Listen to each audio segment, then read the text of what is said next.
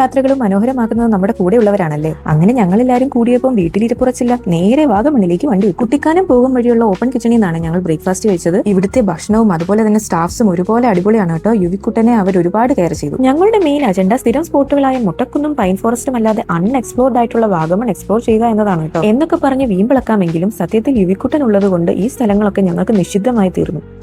അങ്ങനല്ലേ പറയാ. എന്തെങ്കിലും ആട്ടെ, ഞാൻ കുറച്ച് സാഹിത്യപരമാണ് നോക്കിയത്. പക്ഷെ ഞങ്ങൾ പിന്നീട് പോയത് ഒരു അടാറ് സ്ഥലത്തേക്കാണ് കേട്ടോ.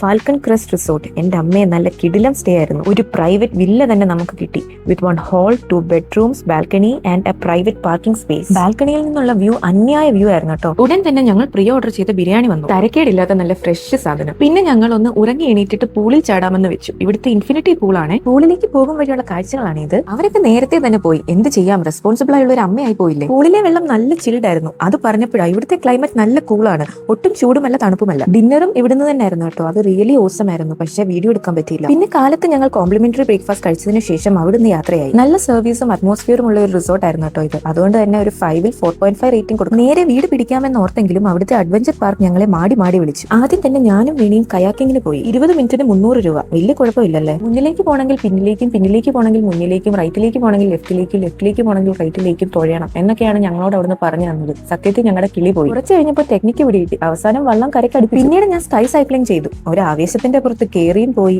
സത്യം പറയാലോ ഗൈസ്, ഭയങ്കര ഭയാനകമായിരുന്നു. പലരും കൈയൊക്കെ വിട്ട് ചവിട്ടുന്നുണ്ടായിരുന്നു. ഞാൻ എങ്ങനെയോ എന്റെ ഉള്ള ജീവനും കൊണ്ട് തിരിച്ചെത്തി. അവിടുന്ന് തിരിച്ചിറങ്ങി വന്നപ്പോഴായിരുന്നു വ്യൂവിന്റെ പെരുമഴ.